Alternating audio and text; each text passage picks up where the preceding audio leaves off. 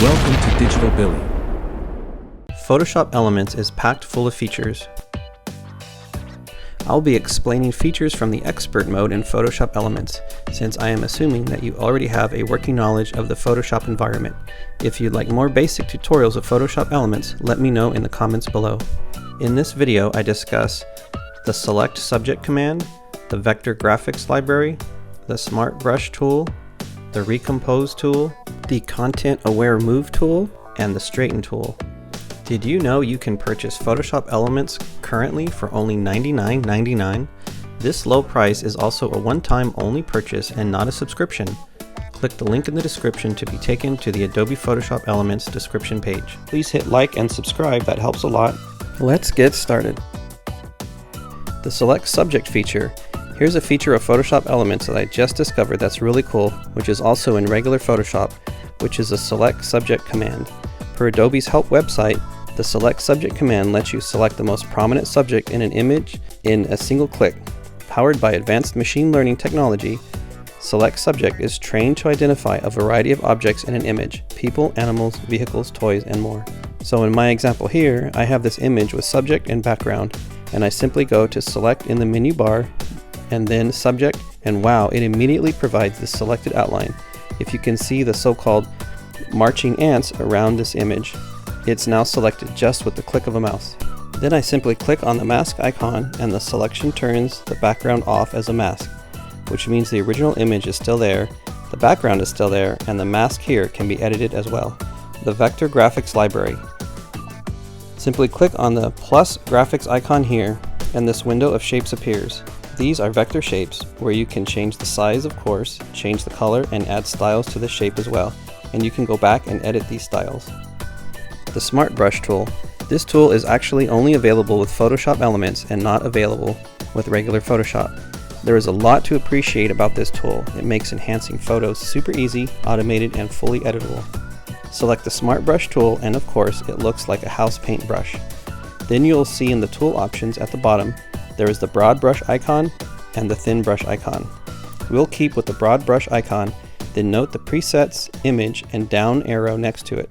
Here you'll simply click a thumbnail, and though from clicking on one you can't tell what it will do, you then first note the brush size to the right, hover over the image area with your cursor, and see how the cursor circle increases in size when you make the size of pixels larger. Select a size of brush that you can easily view, then click and drag around the image area, and you see 4 important and instantaneous things happening. First, the brush is auto-selecting areas of the image that seem like really smart selections of the subject of the image that you're trying to isolate. Second, you see that the image is being enhanced as you brush around. Third, look at the layers, and a new layer was created with an adjustment added. And fourth, you also instantly get a new mask created around the area that you selected with the brush. And because an adjustment feature was added along with a mask, you can edit both to your satisfaction. You can go back to the presets and choose a different one, and then automatically and instantly that new selection will appear in the same layer adjustment as was first created. You can also go back in with the plus or the minus brush icon and add to or remove from the current selection of the so-called marching ants or the active selection. The mask layer can also be edited. White or black can be added to alter the masked area. Here let's look at the Recompose tool. So in this example with the elephants, it's quite horizontal, and let's say we wanted it to be less horizontal. We wanted to recompose the image. Let's take an isolated object, the middle elephant, the youth elephant. Let's say we want to remove him. The way this tool works is the brush with the plus, you take that and take the size you want and the threshold, and that's the green color, and you cover over the objects you want to preserve. Then you take the brush with the minus, and that will be in red. Make the brush size and threshold to your liking, and then paint over the objects you want to remove, and that will show up in red. And here is the process of covering the objects we want to preserve in green. And of course the group of elephants on the left, covering those in green.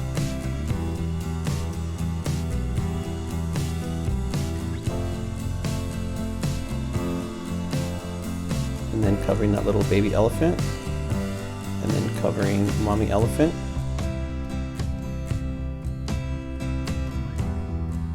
So those are the objects we want preserved. And then we take the brush with the minus and cover that middle elephant and poor little junior elephant. And now for the magic of this tool, you take the left anchor on the left edge of the image and you drag it to the right, and you start to see that middle elephant disappear. And not only that, if you notice the landscape and the surrounding area, it squishes down automatically like an accordion, which you just wouldn't be able to do on your own manually. And so look at that accordion. So it compresses the landscape. So I've been looking at this process a long time as I create the image and this video, and I just noticed that the eliminated elephant junior's reflection is still in the water.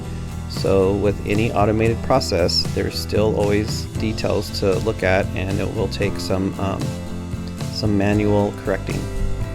Now let's zoom in and look at the detail and look at the results.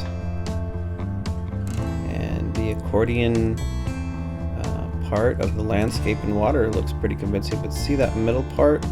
There's going to be a seam, and with automatic processes, there's always going to be something you're going to need to go in and correct. So there is that seam in the middle, but the surrounding landscape looks pretty good. Now onto the Content Aware Move tool. For the options, you have those 4 icons on the left, and even though that's a rectangle shape, you do get the marquee tool to go around it. Then you have the one to the right, which is you add, and the third icon is you subtract, and the fourth icon is the difference between the two. And then you can be in move mode or extend mode, then the healing progress, and sample all layers, and transform undrop. So let's look at this blue bird on a post, and we want to move it to the post on the right, and we have the benefit here of a simple background, but there's still some subtle textures. We take the Content Aware tool and we encircle the area that we want to move. Go around it. Then you have the marching ants selection. We move it to the right, to that right post. And then while it's still selected, we can go in and rotate. Rotate it a little bit so that post edge is more convincing. Move it down a little bit. And there we go. The one thing I wish that selection would be on its own layer, but it's not. Tweak it a little bit. Subtle adjustments while it's still selected. And then we like that result, so we deselect. And as you can see, the background is real convincing, though it's a simple background here, but very convincing.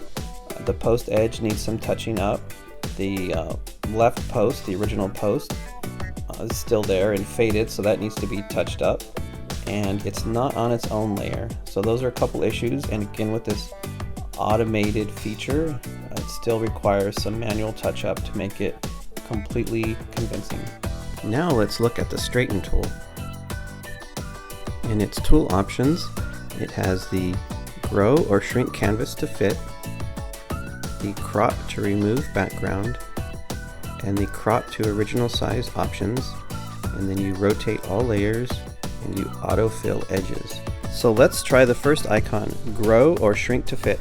And let's start with this squirrel image on a branch that goes at an upper angle, and let's try to make that branch straightened out. So you click the icon, then hover over the image at the starting point where you want it to be straight or level, and then you drag, and of course you can see the line, and that line will then be the new horizontal line, and drag it to where you want it to end. And then I release the mouse click, and it automatically straightens, and then it automatically fills because I had the autofill in. So it does those two pretty fast.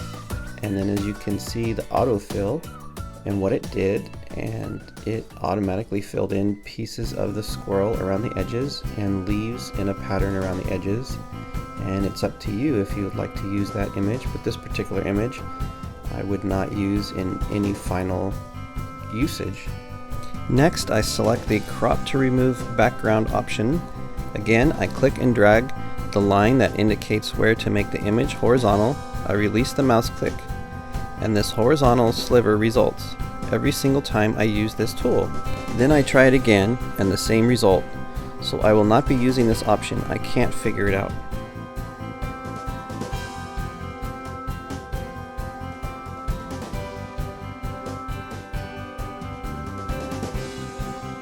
The third option is the crop to original size tool.